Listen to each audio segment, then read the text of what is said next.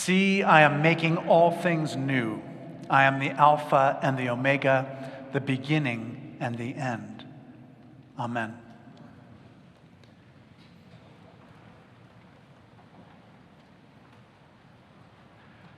In 3 days, there will be an election. And we have heard about authoritarianism and the deep state, that this might be the last election we will ever have.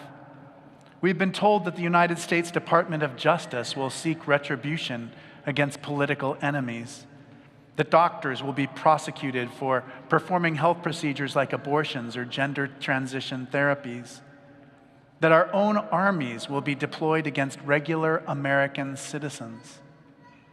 We are afraid that our marriages will be declared invalid and that we will be singled out for persecution. Candidates have said that America's domestic enemies are more dangerous than our foreign ones. News broadcasters have told us that rather than protecting us from foreign dictators, our political leaders admire them. We see signs that the meager efforts that we are making to slow down climate change and species extinction may be undone. We have been told that the elections cannot be trusted, that immigrants are in some way unseen threats. We are reminded that the person we choose will have the power alone to destroy life on earth by launching nuclear weapons. Now, there's so much more I could say about all this, but I don't need to, because we're all getting about 5 text messages a day from politicians who act as if they know us, who talk as if they alone can save us. In 1965, 70% of Americans said that religion is very important. In our time, 45% of Americans agree with this statement. Some may say that we are becoming less spiritual as a society, but one might argue instead that we are less likely to express our spirituality through religious institutions and more likely to invest other parts of our life with ultimate value. The sociologist Max Weber had a theory about the evolution of religious life that has led to the modern world. In it, he believes there are 7 value spheres, and that these at times compete with each other. They include religion, family, politics, economics, art, science, and strangely enough, if someone can explain this to me, I'd love you to do that. He thinks that one of the main spheres of life is what he calls eroticism. Some thinkers believe that as people participate less in religion, they invest spiritual meaning in other spheres, particularly politics. So the sociologist Philip Gorski writes, "The most important form of sacrality today is arguably the political.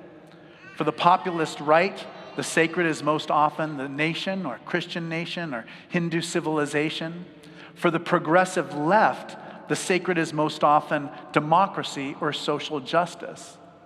Nation and state, party and ideology, race and ethnicity have become sacred objects of devotion for many. And so some of our most secular friends have become a kind of missionaries, writing letters and visiting distant places, trying to convince people to vote." Now, in the time of Jesus, the Romans mercilessly demanded that subject peoples worship the emperor as a god. And the situation seemed even more hopeless than our own. But according to the Gospel of John, the light shines in the darkness, and the darkness does not overcome it. John goes on to say, "The true light which enlightens everyone was coming into the world. He was in the world, and the world came into being through him, yet the world did not know him. But to all who received him, he gave power to become children of God." Now, the whole purpose of the Gospel of John is to draw us into this new world, into the life of God. And he writes about 7 signs that Jesus performed. The first happened at a wedding in Cana of Galilee, when Jesus turned water into wine. And the last occurs in the reading that we heard today, when Jesus returns to enemy territory in order to bring his friend Lazarus back from the dead. Now, Jesus before this, had just narrowly escaped being stoned to death in Judea for saying, "I and the Father are one." Then he gets a message from two sisters, two very dear friends, that tell him, quote, "The one you love is ill." And Jesus' friends, they can hardly believe it, that Jesus is about to go back to the place where people tried to kill him in order to help his friend. Now, the name Lazarus means God is my help. And Jesus feels so deeply moved by the grief of Lazarus' sisters, Martha and Mary, that he himself weeps. Jesus knows that bringing his friend back to life will lead to his own death. And that's exactly what happens. Later, the authorities reason that Jesus must die because by raising the dead, he will inspire the masses, who will then provoke the Romans to destroy the temple and their whole culture. The high priest Caiaphas even says, "It is better to have one man die for the people than to have the whole nation destroyed." Now, the pivotal moment in the story happens when Jesus says to Martha, "Did I not tell you that if you believed, you would see the glory of God?" And the point of this is not that Martha's believing somehow made Lazarus come back from the dead.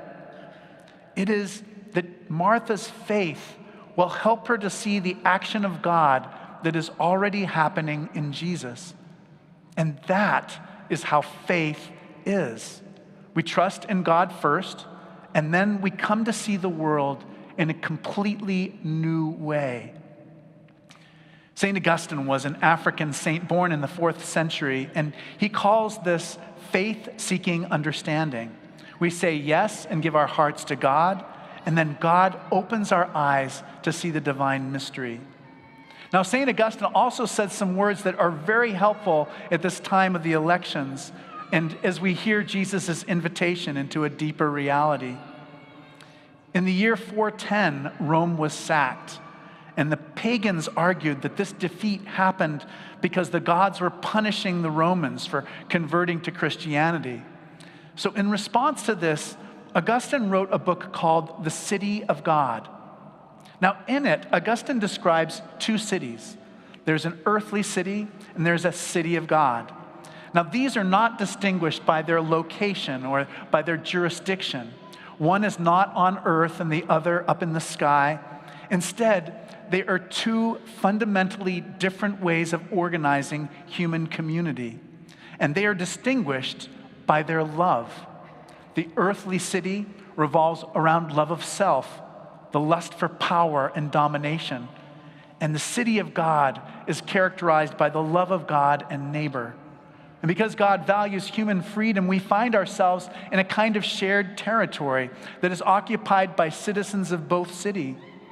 Now is not a time for separating the wheat from the chaff, the sheep from the goats. We will not experience perfect justice, peace, goodness, or beauty in this life. Politicians will always let us down. So the message from St. Augustine is so simple on All Saints' Day. It is, let politics have its place, but it should never become our God. Regardless of who is elected, our God is on the throne. And Jesus, through his life and death, ushers us into another reality. And that light shines in our darkness. Now, last week we had a great time here in church. The bishop who's bishop when I was 18 years old, Bill Swing, came and preached. And afterwards, Bill Swing and Cricket Jones, who is the wife of our recently deceased dean and longtime Dean Alan Jones, the three of us went out to lunch. And now Alan only died in January, so anytime we're together, you can see there's a note of sadness on our faces. We all seem visibly upset and miss him. And so hesitantly, I asked Bishop Swing and Cricket Jones, I said, what is your most powerful memory of when Cricket and Alan got married together in France, in the Cathedral in Chartres? And so Bishop Swing talked about going into the vestry and seeing how many, like a room the size of a basketball court that had all these beautiful vestments and some from the 16th century. And they asked him what clothes he would like to wear for the service. And then Cricket described the moment she most remembered. She and Alan were perched on little chairs in front of the high altar. And as the bishop was going on through the prayers, she said that she felt as if that little chair rose up into the air 4 or 5 inches. And then as she looked out at the apse, she had the sense that all the saints who had ever been there were present with them in that moment. In her mind's eye, she could see all the saints standing one on another all around the apse, and she could feel the deep love that they had for her. In 3 days, there will be an election. But here this morning, God has already chosen. God has chosen you. And as we baptize these beautiful little children into the new life of Christ, may we too become children of God. And may all the ones we love and all the saints be present with us as we see how God makes all things new.